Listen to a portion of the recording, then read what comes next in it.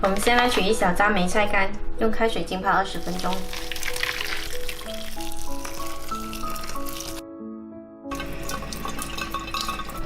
洗干净的杏鲍菇呢，把它切成厚片，大小厚度尽量均匀。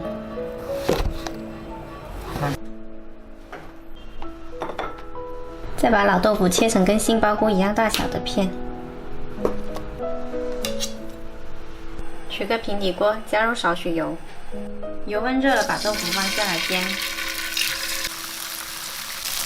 把两面的煎到金黄色。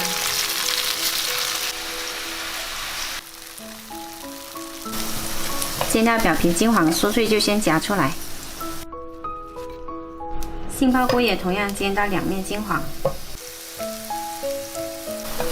煎好了也先铲出来。然后一块豆腐，一块杏鲍菇这样子垒起来，像芋头扣肉一样。然后摆在圆碗的中间，两边也摆上。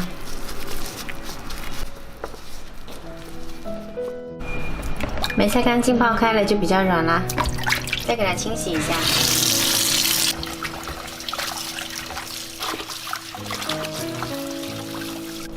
再把它切碎。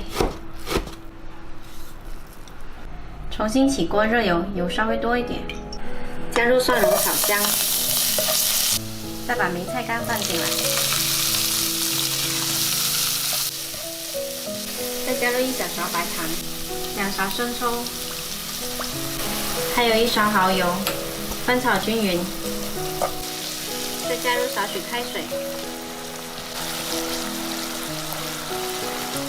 然后把梅菜干铺在豆腐上面。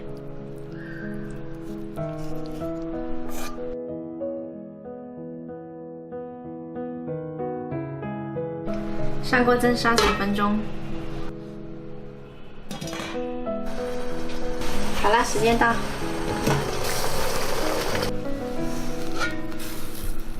拿个盘子把它扣过来。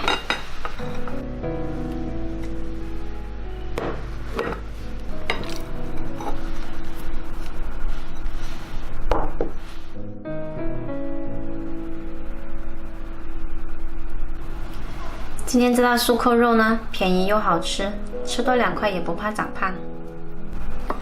梅菜干咸香下饭，特别好吃。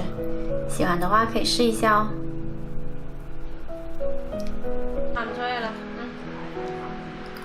吃干烧吧。吃干烧，俺太硬我吃干烧哇。你吃干烧不然不硬是不是？好吧？看见到了，合掌了，合掌了。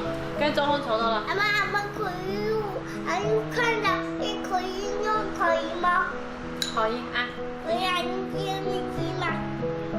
啊，有饭饭有梅菜，你嘅嘢到嘛？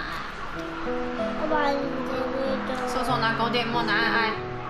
要不要？按过了，